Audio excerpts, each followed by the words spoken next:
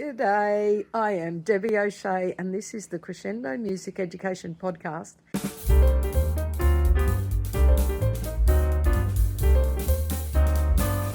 This podcast is being recorded on the lands of the Turrbal people. I acknowledge them as the traditional owners of the land and pay my respects to elders past, present and emerging. They were the first music makers on this land.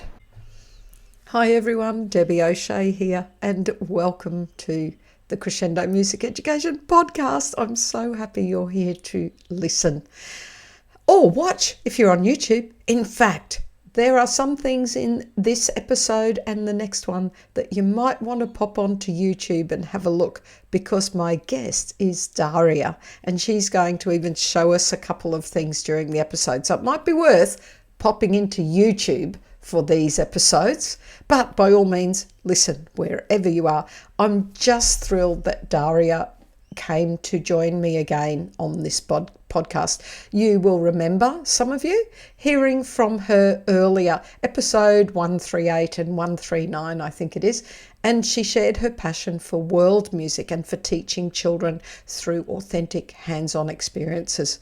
We're diving this time into how music is learned in traditional cultures, and we explore what that looks like when it's woven into your daily life and how children naturally absorb that. And then what implications does that have for us as music educators? What lessons can we learn? So let's jump in. Here's my conversation with Daria. And we are in for a real treat today. I just had to have you back. We have Daria. Hello, Daria. Hi, Debbie. It's great to be back. I have great conversations with you, and I'm excited to talk again today. Oh, me too, me too. So I'm going to do just a quick intro. Um, and I would like to make sure that people know, if they want to hear a longer bio and a bit more about you, you've been on episode 138 and I think 139. So they can go back and have a listen to all of your goodness from our past episodes. So they might remember you from there. Hopefully they do. And your amazing background, which is all about sharing music from cultures all over the world. So this is a little summary of your bio in case this is the first time. So you're a world music performer and educator who's been creating community through music over 4 decades. You're known internationally for songs like Earth Day Anthem, We've Got the Whole World in Our Hands, the MLK Day, I Have a Dream song, and other much loved children's classics such as Beautiful Rainbow World. All this colour, love it. Alongside performing and recording, you also create teaching resources to help children explore world music instruments and traditions, which of course is sort of the angle that I'm coming from for my listeners. We're going to talk a lot about the classroom implications if we can. So what's been keeping you busy since last time we spoke? Oh my goodness, just creating more teaching materials, working on some music for next year's Earth Day. We've got the waters of the world in our hands. You know, I wrote that we've got the whole earth in our hands, about 25 years ago, and I worked with children. They told me what was important to them about Earth Day and the earth, and that got thrown into the song. And now I realize we need to also focus about the waters of the world. So I'm working on that. And then a fun version of, if you know the song, Oh, When the Saints Go Marching In, I've got one, oh, every day can be Earth Day. If we care for and protect I'm looking for singable songs that kids can sing, but also then make their own verses. Because if you make the song yourself, if you add a verse about what's particularly important to you, then it becomes your song. It doesn't just become a great song or a good teaching song. But I figured classrooms too can write their own versions, and I would give them the karaoke. So this is how you were going to ask about traditional cultures. In Yes. traditional cultures, music isn't so much about, I wrote this song and I copyrighted it and now you must perform this arrangement. It's really very much about like a potluck. I have this and I give it to Debbie and Debbie makes that. And then someone else hears that and says, huh, I want to do that with my potluck, but I'm going to add my secret sauce. So I love the fact that we create things that then really are about everyone as opposed to about just someone as an individual performer or an individual songwriter or an individual arrangement. It's wonderful if you excel at those things, and it's great. But I like that aspect of kind of us all sharing music, and I get to hear a little bit about you or about these children. What would they add to that song? It's about changing the world through our music. It's not about just creating something. It's about creating a positive movement forward. Yes, and that fits a lot, I think, with your beliefs of community and belonging and yes, growth through those connections and adding a little bit of yourself. That makes sense. That fits Oh, really well with my image of what you stand for. oh, that's great. We weren't born to just sit here like a lump on a stool. We were born to do something wonderful and for that magic or be like ripples in the water going out. And then your ripples add to those ripples. And Mhm. it's just, it's incredible. We were born to really do amazing things. And if we can just engage, kind of get that wheel going, get it moving, then it becomes this really beautiful thing that makes our world look better, feel better, Mhm. um, sound better. We've lost our sense of power, and I think through the arts we can kind of get that Get power that back back. Mm. and gently encourage others to do that more until things transform, until we hit that critical sea change and we really see a world that's more truly democratic, that's more truly people oriented. So it in my head, the Together Sing, which I don't know if I have told you all about that, but I was the lyricist on this year's song. And here's a line that just came in. From those ripples will come a wave. I stand with you, proud and brave. Anyway, it's all about the power I of a movement building and anyway, so we'll bookmark Oh, that. I want the song. We'll please talk afterwards because it's such a great metaphor for any child can understand that. Uh-huh. But it's a big concept. All right, I will shoot that Beautiful to you, work. but by the way, it's free. We love that. It's free. So, all right, we'll do that. So, I love that. Obviously, I think all of the music educators listening are going, well, yes, of course, we can do good through our music. And I think we certainly can. And I think that every culture, if we're looking at traditional cultures, every culture has used music but not necessarily has it been taught in the classroom if we're going well back. It's learnt through living it. Now, most of Yeah. us living in our classrooms don't really have a clear picture of that, but I think that's where you work. So, could you tell us a bit about how music would have played out as part of life in some of the cultures you've looked at? It's a great question. And I think maybe the most important thing to remember is that in modern culture, we have so much more, but it's more compartmentalized. So in traditional culture, you're going to be hearing your mother's voice singing even before you're born, and you're going to be hearing her sing lullabies. There won't be an effort to teach you song, but song will be woven throughout your life. If you take Peru, then there'll be a special song for papatarpui, for planting potatoes in the ground. And even if you're a baby swaddled on my back, you're going to be hearing that song about planting potatoes. And you're going to be hearing it and you're going to be feeling the rhythm. So really, by the time you're acquiring language, which for the Quechua babies is really about age 3, they're very have a very gentle, happy experience, and they start speaking about between 2 and 3, and it's not considered developmentally impaired, even though it might be considered that here. Yeah. But when Mm. you get to acquire and use language, you will have heard that song now 3 times around the sun.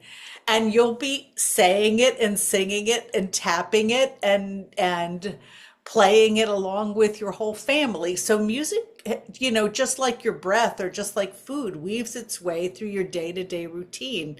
And as you see your older brothers and sisters playing a game, singing a song back and forth to each other. There's a song from Peru where kids tease each other. They basically say, I saw what you were doing. Hey, you weren't at school or you weren't at somewhere. You were out in the cornfield. Yao yao puka puyeras jai. Yao yao puka puyeras jai. Imataruan kisara uhupi. Imataruan kisara uhupi. Hey girl with the red pollera, what were you doing there in the corn? What were you doing there in the corn? And the next verse says, I will tell your mother and your father what you were doing. So you hear these teasing songs, might even be a teasing song where a girl likes a guy or a guy likes a Mhm. girl. And that's where the teasing songs come in. The kind of, I saw you, or I'm going to tell on you Tell on you. songs. Mhm. Mhm. Yes. So when they see their older brother and sister, then they go, next time I want to use that. I've got that little song in my pocket. Okay, now I'm going to use it. Then carnavales, when they're actually dating, well, when you're looking for love, the work is done, then the single people come. Then they also have these teasing songs. They will joke to each other. And strangely enough, if you like someone, you'll be insulting them. Like Mhm. there's a Mhm. carnaval in Cusco. It goes, ¿Quién es aquel joven con caro de gallo? Who is that young man with the face of a rooster? Le falta la cola para ser caballo. All he's missing is a tail to be a horse, you know. But it's very clever banter for young people, but it usually is someone calling out someone that they're going to talk to later because they think they're really cute or they want to get their attention. But Mhm. that's so, and those carnivals, they have some standard words. But then if you're clever, you're going to come up with something maybe about the town. You get that cute guy over there.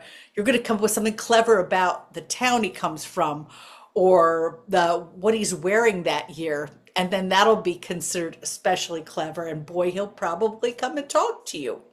So that's how music kind of weaves its way. And when you're the 12-year-old, 11-year-old, you're watching your older brother or sister fall in love and use music to kind of catcall someone and just be funny and be cute in a very wholesome way. And then the cycle turns around. Your sister or brother fall in love and have a baby and they sing lullabies. And then everyone plants again. It's music weaves its way through our lives. So there's almost no need for actual teaching, for actually sitting down and teaching those things because it's just repeated so much through our lives and generally in such a wonderful bonding way that it's just there. You learn it the same way you learn how to do a skill, how to cook, how to collect. Well, in that area of Peru, there are no trees, so you collect animal dung. So you learn to collect animal dung, and that's what's your fuel. And you learn I think, 11 or 12 different names for different phases of animal dung in its phase being dry or ready to be cooked. And I had a friend that wrote a thesis about it, so I can't swear I know this. But whatever you use, I understand there's 25 words for ice in people that live in the north that Mhm. survive, I think, in Inuit or Haida culture. Okay. So I am still a bit stuck that someone did a thesis on animal dung. That's like pretty cool. it is funny, but you realize actually a lot. One, it doesn't smell once it gets to the place where you're going to be cooking with it. Hmm. Thank God. Hmm. And two, it's what's important. Hmm. If you lived on if you lived on honey, if that was part of your diet that needed you, then you would know every word that had to do with bees and pollination and flowers. So culturally, it's all about how your world weaves through the natural world. And Yes. I like to think of our songs weave through our lives the way these things, the way our lives weave through the natural world. And But Quechua culture sees that exactly, that we are so, there's no separate humans and natural world. There's this total kind of ebb and flow between us. okay, this opens many questions and thoughts. The way that our main Western society is living now, I know, along with other music teachers, we bemoan that the kids aren't coming to school knowing their nursery rhymes and their early childhood songs. It's not happening at home. It's not Oh, necessarily happening in the early education, the kindergartens and the daycare centres. I mean, listening to you, my mind is going, of course, we just have to get music back in homes and in early childhood settings if we're going to be we're part of the daycare generation. Okay, let's get music in there. It's like music's gone from the lives. Like even when I was a kid, not, I was very lucky, fortunate, beautiful upbringing with my parents, and mum would sing nursery rhymes and sing me lullabies, and I've still got some of those in my head. I'm very lucky I had that. But even as a kid, we would be in the playground, and you were talking about the teasing songs, like the I'm the king of the castle and you're the dirty rascal, those sort of chants we would yes, yes. all the time.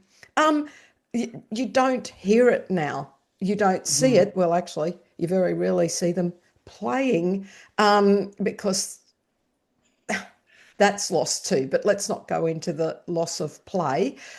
But How? you've got something that they're both tied together. You know, in a world where you don't have TV, radio, or media going, you have to make your own fun. You Mhm. have to do like early American play parties. There'd be, the farmer in the dell, or all those things. And you'd be learning to play cooperatively, but there'd be a song with it. Yes. Little red wagon painted blue, skip to my loo, my darling. All those things were the way you played. And as you played by stealth, you learned to sing it.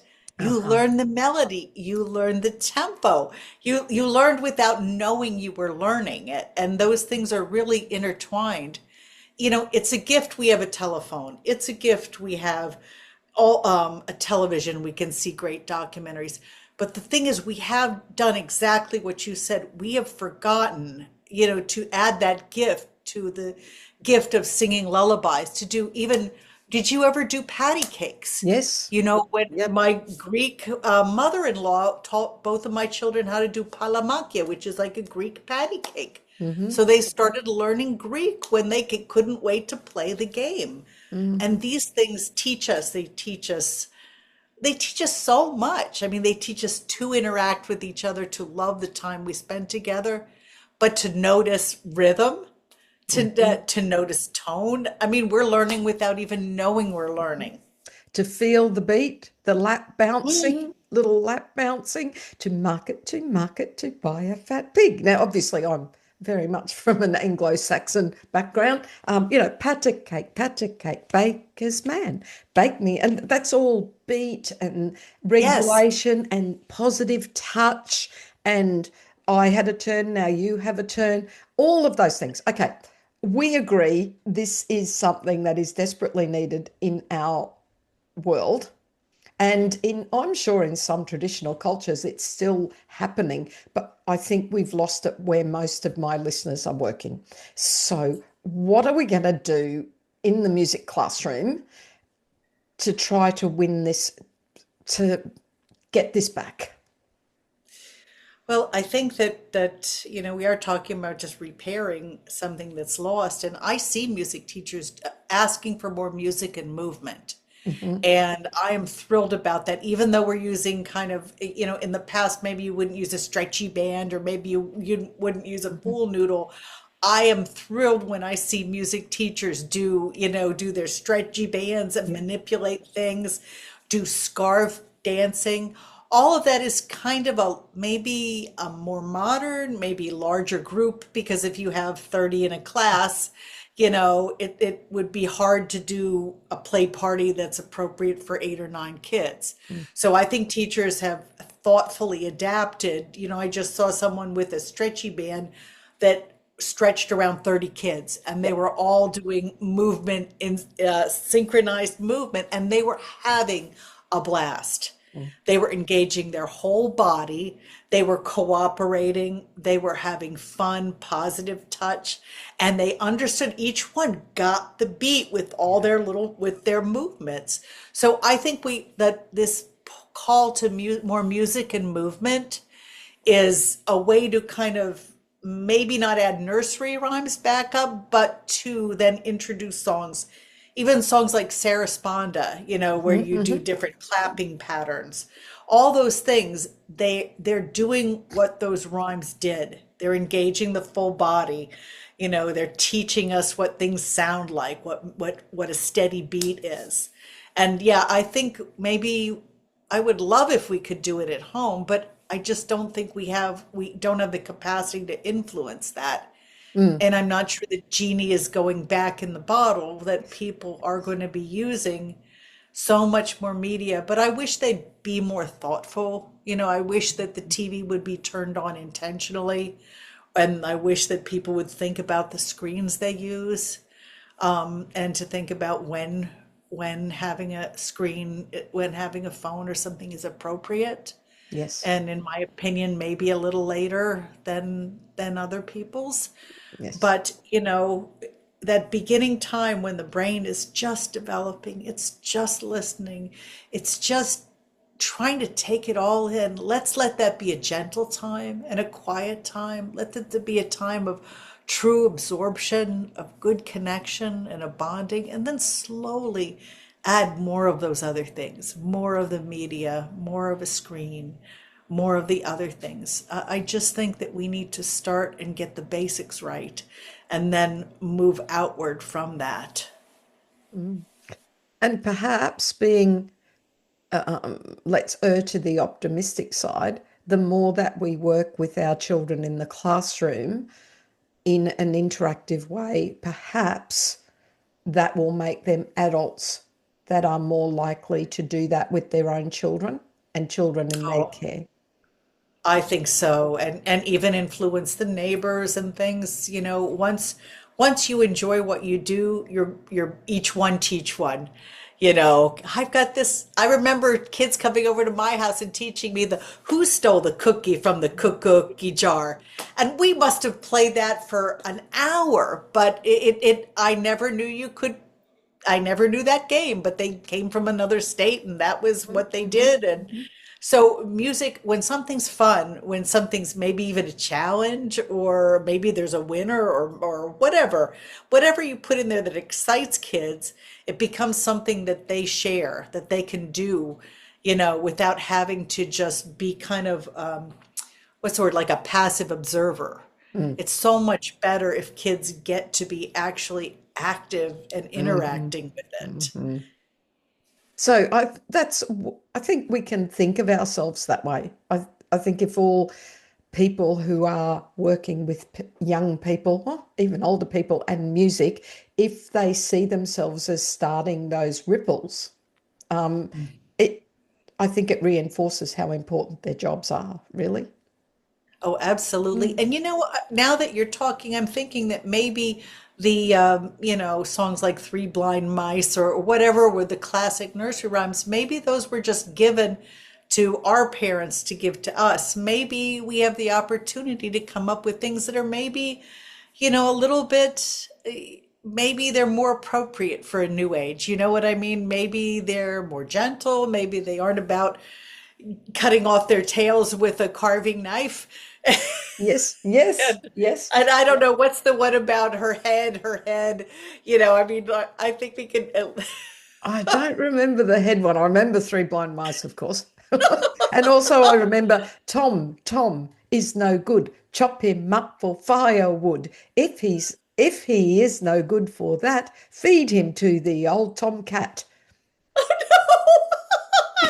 Poor Tom. Poor Tom. And that's my first child is Tom. So anyway, yes, there are some fairly brutal things. But you know, that brings me round to using some really good quality world because we all live in multicultural societies now. Like we Mhm. all do. Nobody is now in their little bubble because everybody can travel everywhere. Whoops, sorry, just destroying my office. So we're all multicultural. So Yes. we'd love to include um, bits from other cultures appropriately. Um, and that's where I think we can look to people like you. You introduce children to instruments from other cultures, and that might be a way that we could start to affect a broader vision in our classrooms. And I'd also like, I know as a practicing classroom teacher, I would love a little collection of songs and rhymes that I could use and how to use them that would introduce them to other cultures. So I know I'm actually veering off script a bit here. I tend to do that, but you're the sort of person that could help us do that, I think. How could we borrow from these traditional cultures and use them authentically, Yes. not Yes. appropriating them, but to help the community in my classroom. So I guess I'm asking, how do we go about doing that? Where could we start? And how do we make sure we do it properly? Again, it's a wonderful question. And I think that one of the easiest ways to find the songs that are most loved by other cultures, Mm. because we're not just going looking for a song, we're looking for a song. You and I were talking about Bate Bate Chocolate, and it's Yes. a song about whipping and, well, it's bate, batear means to whip or to beat, but like you would whip whipped cream, not like whip or beat like hit someone, but bate bate means like whip, whip, whip the chocolate, beat, beat, beat the chocolate. And Mexican hot chocolate is made with this molinillo, and it's actually really pretty. I'm going to put it up Isn't closer. it You see it, they're all gorgeous? hand carved, and it has these little things that move. But imagine the chocolate sitting there in your beautiful cup in the morning, and when you go ahead and you go back and forth with your hands, this turns the chocolate round and round in a totally non-electric and whatever, just child power. It Yes. slips Yeah. in. You turn it back and forth with your two hands, and you have this gorgeous, light, frothy whipped chocolate that you have for breakfast. It's like kind of like our breakfast hot chocolate, Yeah. and it's absolutely delicious. So that was how they taught rhymes. Uno, dos, cho, uno, dos, co, uno, dos, la, uno, dos, te, bate, bate, chocolate, bate, bate, chocolate, con nariz, cacahuate, bate, bate, chocolate. And it's just a fun way of, the best way of bringing it is by telling the story so that kids Hmm. aren't just repeating phonetic sounds. You know, here's a song from Africa, here's this phonetic sounds. No, tell the story behind it. Yes. Yes. Because that's when you hear storytellers and a song is part of the story, you get the whole story and then you get the song the donkey sings. You know, just singing the song the donkey sings is like, huh, I wonder why the donkey's singing. But if you get the whole story and why it means something, then you kind of have gotten a little beautiful part of the heart and the soul of the culture. And then you're lifting it up, you're sharing it, you're like, yeah, like it was like a little dandelion seed. You blew it to another place and it grows, as opposed to something that you took and you sold. So Yes. attitude is everything, but bring the song in some of its context so kids know what they're singing. And Um, everyone knows the word chocolate. It's just so close to chocolate. So I love those songs where it's kind of really easy yeah. to to recognize something, but then learn the other part. Yes. The kids can easily get a handle on it. Yeah. Yeah, and then learn the parts they didn't know. Yes. So you're halfway to learning the whole thing. Well, I downloaded that just before we got on this recording because I got your newsletter. So, well, that leads me to a few things. One, in the show notes, I'll put a link so people can sign up to get your newsletter.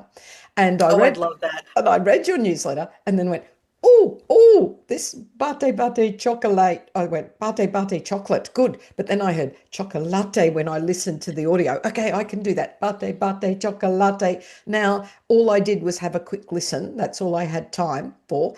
But now, hearing and seeing, if people are just listening to this, they can pop onto YouTube and have a look at you and that beautiful little bate Molinillo? Yeah. I'll write Molineo. that. Yeah. Molineo. It's so cute.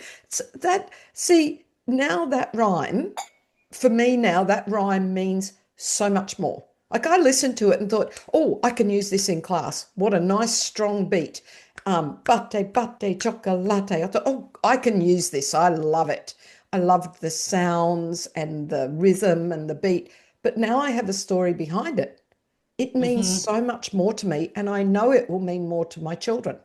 So that message of having the story and the song and the context, and in fact, I've fairly recently recorded another episode which will probably air before this with Jessie Lloyd, who's an Aboriginal and Torres Strait Islander songwoman, and she said so often in fact, I bought this book from her. It's really amazing. It's not in Aboriginal and Torres Strait Islander songbook, and she calls it long story short song. And she said, I love that. That's so perfect. and you must do what is the background of the song? What is the story behind it? And now here's the song. So, from an Indigenous cultures perspective, it just fits with everything that you're saying. So, I know everyone's going to go, I'd love oh, to get the title of that book because that's something I would love to read and learn more about. I will hook you and Jesse up. Okay, I'll Good. write that I would down. love Yeah. that. Long story short song. Yeah, it's good, isn't it? You see, you can carry, here's the thing, once you know the story, you can carry that little song, in your pocket or your purse, Mhm. but carrying that long story, well, it's good you know it, but carry that little song, you could use it anywhere. Yes. It's And just, songs are very portable and it's a very good mhm. thing. And it's a key into that slightly better understanding of the culture and the people where it came from. So I Mhm. think if we think of it that way, but also I will put, before I forget to say, I'll put in the show notes a link so people can get on to download the Bate Chocolate. It's on Perfect. Teachers Pay Teachers. So we'll Yes. we'll put that in too, because there's so what I want selfishly as a music teacher who's working full time, I want a little bag full of things like bate chocolate that I You're can. making me think that that would be a great little project, a little bag of songs, the Oh, peddler's pack of songs. oh, I would love it. I mean, I that's mean, think of from Ireland, from Nunavut, from all these things, but to get the long story and then the short singable song. You're getting me to think here, Debbie. oh, I good. love Is that. good. Is that's your next project? I'll buy one. I'll and you know what? I think everyone that's listening, because I'm sort of talking to a couple of people about world music and trying to incorporate more and saying we need the repertoire, because we need someone to help guide us, because we don't all have contacts in all of these cultures to go, what would be a good song and Yes. a good story behind that song? You've got to have the connections with the people. Now, it's fair enough to say, well, then you go and make the connections. But in reality, how can you connect with all of the peoples of the world? We need to rely on other people to do that for us authentically. And then we're happy to help spread the message. But we need people like you. That's what I'm Oh, saying. thank We need you. thank you so much. I really like to see it as bridge building because there are so many beautiful cultures and so many beautiful um, the storytellers, the singers, the culture bearers. You Hmm. know, and once you meet them, you just feel, for me, I just feel engaged to it. If you've given it to me, I want to give it to someone else in the right way. Do you know what I mean? That each one teach one. You know, that's how we spread this sense of we are all one. We're beautifully different. We're incredibly diverse, but we at the bottom of it, we're all one, and we all have such an investment in this beautiful planet. Getting to know each other and share music is just one way of creating that bigger sense of harmony. Mm, mm. I I love that. I'm Yes, our hearts are all full and saying, yes, we need to do this. So are there any other little um, hints and ideas to help us as modern music educators? Funny me saying modern, having been an educator for, I don't know, 44 years. But I'm still saying I'm modern. Um, Oh my how, goodness. Yeah. We're talking on a podcast that qualifies. yes, exactly. That how could uh, no, a few more little hints and ideas of how we can bring these universal threads of music making across the world into our classrooms. Well, I think just knowing that kids learn differently, that being able to kind of in your class have lots of different ways to reach Hmm. those kids. So, I mean, some will be the music and the movement because they're natural movers. Some is going to be the sound, they hear well, they sing and they repeat it. The other thing is in traditional culture, you are always, if someone is interested, I'm bringing this up because I did a little video about homemade bongo drums. Oh, Now, bongo drums are Afro-Cuban. They are open bottom instruments, and I have made mine out of a coffee can and an oatmeal container. And what I find is that some kids are so fascinated with instruments that they are indeed playing right away and understanding that they're two different,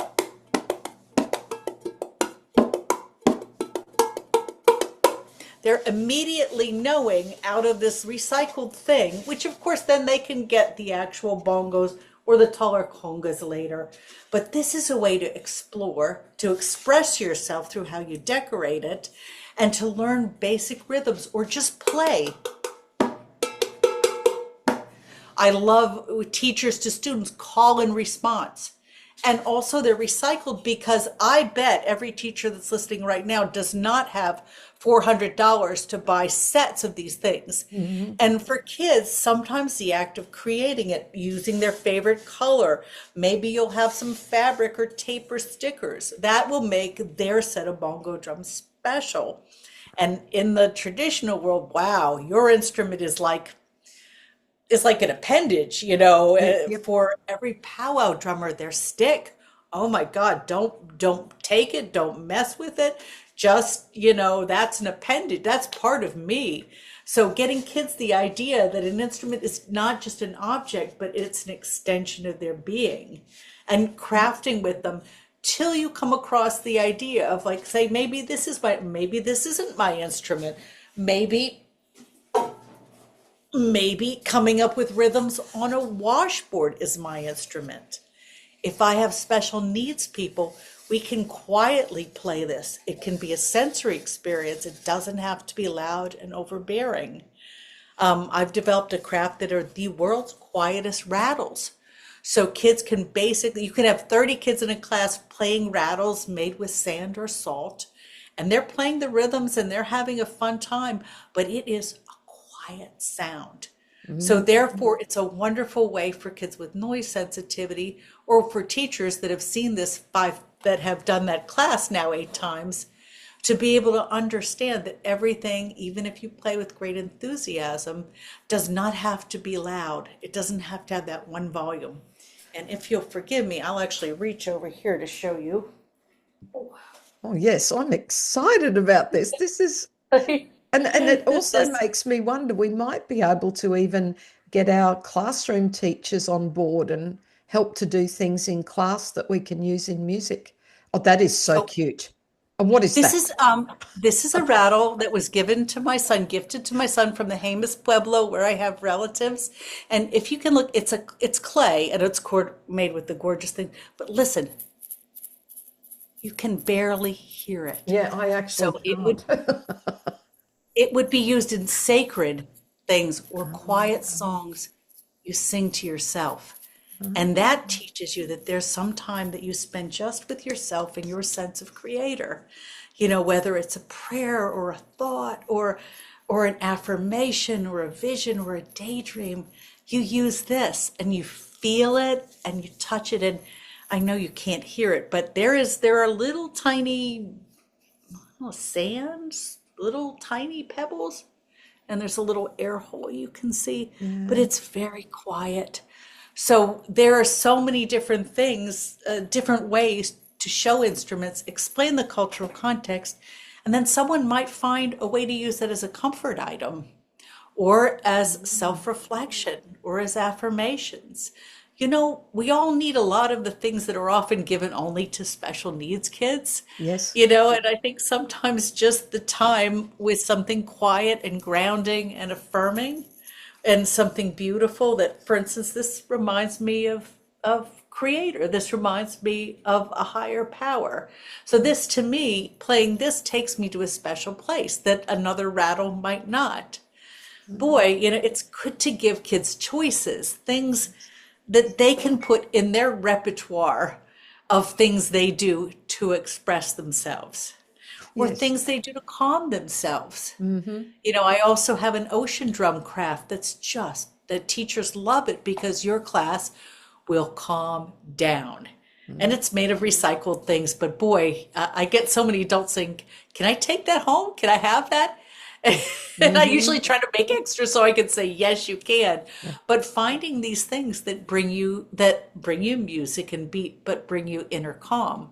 So all music isn't necessarily me outward singing something or playing a game with others. It can also be me finding myself, me relaxing myself, me finding my own inner rhythm, me finding my peace. And those are things we have in traditional culture that I think we've kind of that aren't always incorporated into the modern classroom.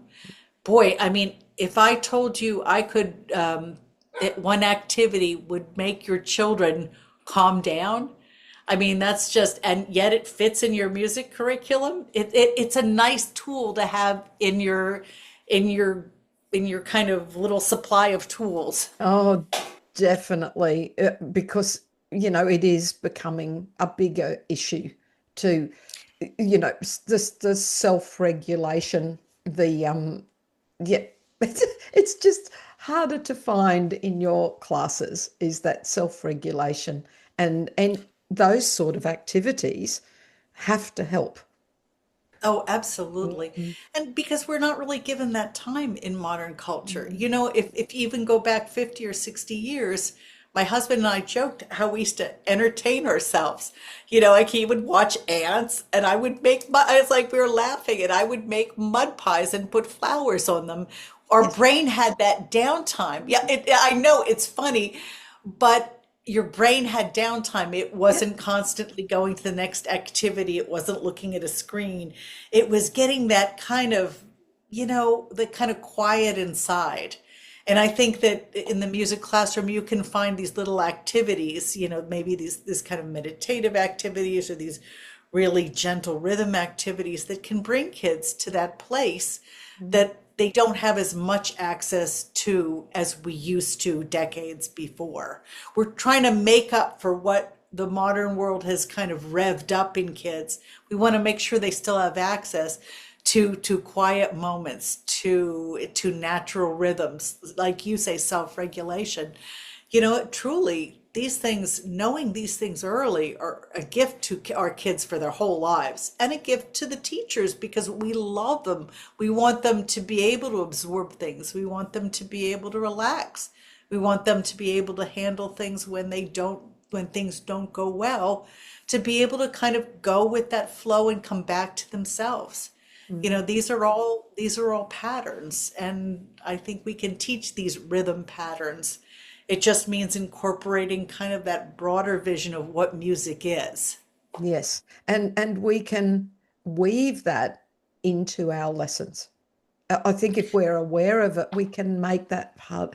I think most of us naturally would do, okay, here's a high energy and here's a lower energy. And, we weave that through because you don't want a half an hour of high, high, high. You also don't want half an hour of low, low, low, or your children would just go to sleep.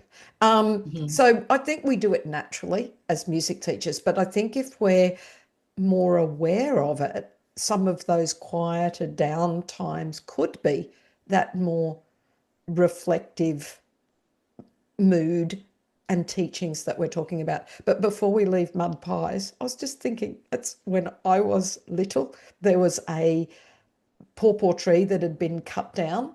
Uh, I think you call them papayas. We call them pawpaws. Oh no, we have pawpaws too. Oh, you I've do been have trying to pawpaws? grow one for years with Okay. no luck. I want a pawpaw tree. Well, they're tricky because there's male and female trees, and the male trees have the long. Yeah. Anyway, this one was cut off, and it was just a couple of centimeters around the outline of the edge of the trunk, and that was my favourite place in the backyard. And I'd make mud pies in it. That was my pie container. And I remember that from when I was really little. I loved making mud pies in the stump of the pawpaw tree in the backyard at Toowong. So, And you probably remember the smell and the feel. yes. So you were engaging all your Mhm, senses, and that's mhm. why now you still remember it. Yes, amazing. So I just thought I'd just say we've got mud pies in common then, Daria. It's a joy of the earth. I bet that Mhm, pawpaw tree loved being used. If it was mhm, gone, its soul still got to be a wonderful container for something that gave you joy. We are all connected. And if we can help kids be more aware of that through everything they do, like you said, we have these tools, but if we use our awareness, we can realize, okay, the kids need this now. Or, mhm, okay, the kids have a lot of energy. We're going to go with something else. And mhm, there's one thing too that I notice a lot, especially in Native culture. We use music to teach cooperation, to teach things like there's a game called the Rain Game. I think it's the Haida people that do it. You're sitting on the floor and there's a leader, and the leader, everyone closes their eyes, explains what weather's going on, and we have to make the weather. So in the classroom, I do it on a book because it's easier than on a wooden floor. But the leader will say, "Okay, over here, over here, or so and so, it's drizzling," and the person gets to make the drizzle. Oh, it's pouring. Oh, it's stopped. But the leader gets to play this game and tell everything. And then when they get done, they stop and the next person does. So there's that handing off of leadership and the fun of what it's like to cooperate. When we powwow drum, we finish. This indicates we're finished. And then we can hand off the lead to someone else and they pick the next song. This is all about how there isn't one guy or gal at the top telling everyone what to do. It's about have how we all have leadership, and leadership skills are important. And that when we work together, we are more than we are separately. mhm. And these are things that are so important because I notice modern world too teaches kind of like the who's number one, who's the America's best idol, who's the best this and the best that. And Mhm. there are so many bests. If you really look at societies that function well, there's a best mechanic, and then there's a best cook, and there's a best when we celebrate each other and enjoy it, we live a better life. It's so much better than just kind of rushing to the top of a mountain to say that you're king of the hill and Mhm. finding out that, well, now you need someone to cook your meal and fix your car. How Yeah. does that feel, buddy? Cooperation is a skill that will serve you your whole life. And through songs and games, we can also do it. And if you tell your kid we're learning a lesson, they may be, You tell your kid we're going to play a game. We're going to do this. We're going to do that. You got them right away. You don't tell them that in the middle of that game, they're learning how to cooperate with others, how Mhm. to, maybe I have a friend, Joni Calum, and she loves to do songs that get kids to pair off with kids they wouldn't usually pair off with. She works with mostly fourth and fifth graders, and Mhm. about how they have to. She's just amazing. She uses that at a time when kids may be kind of Yes. separating and Yes. try to get them to realize that, well, okay, maybe I wouldn't have picked Hal, but well, Hal was a great partner. Or Hal told me Hal likes dogs and I like dogs too. So there are ways music can build those bridges in a world that seems to like to separate us out. Hmm. So we're doing, there's so much healing and there's so much weaving together that's possible through music. Hmm. And I think that music teachers with awareness that a lot of and these wonderful choices can use these to not only give them a great experience, but to help them build those life skills that will give them a happy, fulfilled, joyous life. And what else do we want for our kids? We don't just want them to know music. We want to know 20 years later, we want to know they remember what they learned, they loved it, and that they're living a good life. Hmm. And I think music is uniquely suited to teach not just math or not just social studies, but life skills. Hmm. I have no words because that's just exactly what we are doing, isn't it? And Well, I think it's a good reminder for all of us music teachers. I'm not just speaking to all you beautiful listeners out there who are sharing your time with us. I'm speaking to myself. Just a reminder that this is what we're doing because we get very caught up. We're in a system, we're in a school, we have yeah. assessment and reporting, we have to write our marking guides that are aligned to the new curriculum documents, and we have to do this stuff. We have to produce the evidence, we have to grade. We have to say you are an A in music, but you're a C in music, and you're a D. Sorry, you can't music, you're a D. No, no, I'm exaggerating, but I Yeah. we have to do those things, and I think that it's easy to lose sight of the importance of our role. And I think that having a little bit of time to reflect on some of the universal threads that have come through traditional cultures and the way that they have used music as just part of their life, part of their learning. We just have to remind ourselves that's what we're giving to our kids because we've lost a lot of that. So, what we're doing is You're even right. more important. Absolutely. Like you said, the modern world, it has many, many gifts, but it's Mm. compartmentalized. The music room is a place you can bring it all together. Yes. The music room is a place that suits everyone's different ways of learning. Hmm. It is just you're uniquely suited to making a difference in your student's life. Not that every teacher doesn't, because all those things, Oh, learning this, learning that, it's so important. mm. But I think the arts are just uniquely positioned to kind of heal and bind and to teach things in a way that was taught when our society was simpler and when bonding and caring and cooperation were more important. And bringing a little bit of that back is not a bad thing. If I hook that into look, my usual endings is nuggets of fabulous and advocacy and soapbox moments, all of those things. That's sort of what we're talking about now. How if I hook it to advocacy, part of, I think, what I want to do, and I've got a few plans of things I might be able to do to help my listeners, but can we communicate to the wider community the importance of what we do, not just musically, but in all of these other ways? How do you think we could communicate that to others? Again, that's a great question.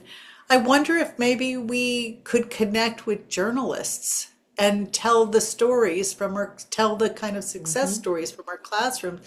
And I know journalists love local stories, and I think if people are often here in the United States very quick to kind of say the arts aren't essential.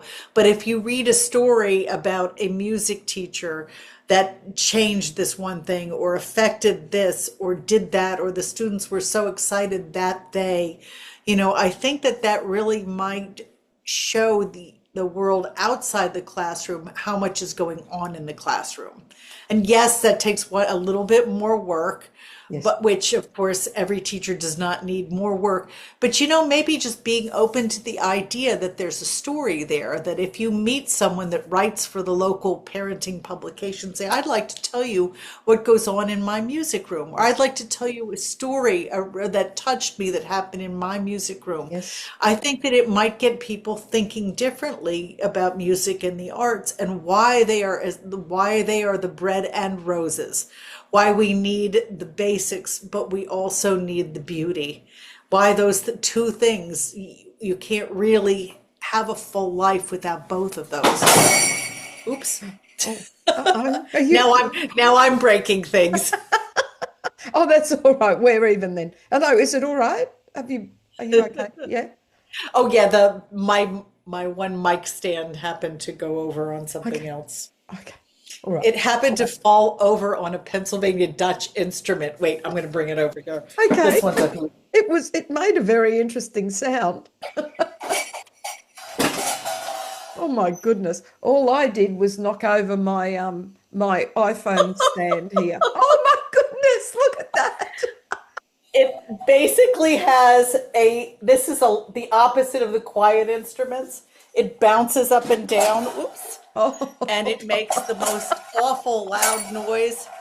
Well, well, it's yeah, it makes for a loud fairs and noise. festivals, you'll basically know the musicians are coming when this, and it has a name, and the name I have forgotten.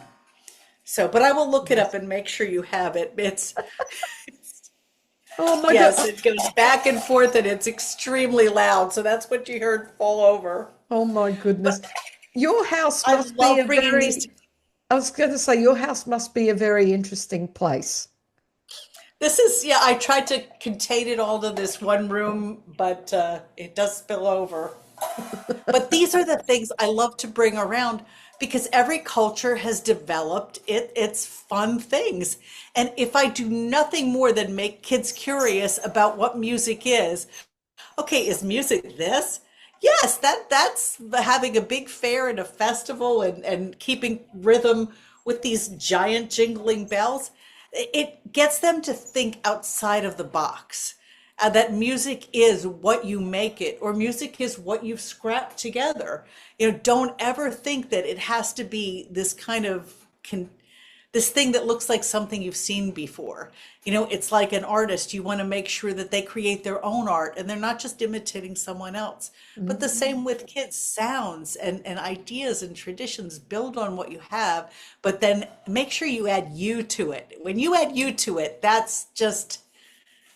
just adds a magic. Do you know So what? showing the ridiculous, I think that kind of pushes them toward anything can be music. Yes. Oh, I love that. And you know what? I think we've just got so much gold here. Oh, Daria, I just want to keep talking to you. But I think the call to action for everyone here is to sign up for your newsletter, go and download the lovely chocolate freebie, because I'm going to be using that next week. I can tell you, I'm going to be using that. And I'm going to be in contact to pick your brains a bit more to what other gems you can point me to, because and I will pass them on to my community, because this is what we need. We need that, Oh, those wonderful. little bits and Wonderful. pieces. So let's do that. So I will say goodbye and thank you so much. But you can have a little soapbox moment if you wish. Mind you, we've already been preaching to everyone the whole episode, haven't we? It's it's what we do. Yeah. All I can say is what I always like to say is that children aren't born, they aren't born, there's no child born a racist. that when you look at something new and different, you can either say, wow, that's new and different, or, that's different. And through music, we can show things that are fun to touch, things that are fun to play, things that are fun to hear, things that are fun to feel in our heart, to feel the beat in our bodies. If we can get kids to say, wow, that's different, tell me about it. Wow, that's different. Does that song have a story? Wow, that's different. When do you play and sing that? Then we're building bridges to cultures and not building walls. We want to be building those bridges. We're going to need the people there, and they're going to need us. And it's so much more fun together than to be separate. So let's use music as a way to kind of open children's eyes and say, wow, that's different. I want to know more. I want to be globally curious and open-hearted. And that's very idealistic, but I believe we have to know what we're walking toward, and that is what I'd like to be walking toward. A world of more bridges and more ripples and waves Yes. toward more. Oh, that is absolutely perfect place to leave you this time. But I'll tell you what, I'm going to have you back again, because it's just, I get so much gold every time I talk to you. I so enjoy it. You're asking such good questions, and you're helping me put these things together in my mind. And that is just so incredibly helpful. So thank you. It was absolutely a pleasure, and we'll do it again. Okay, bye, Daria. Bye. As we know, laughter relieves stress. Don't lose sight of the funny side of life. The man who survived both mustard gas and pepper spray is now a seasoned veteran. No, that's terrible. Thank you so much for watching our Crescendo Music Education podcast. For more information about all things crescendo, including membership and music education resources, visit us at crescendo.com.au. Don't forget to like and subscribe.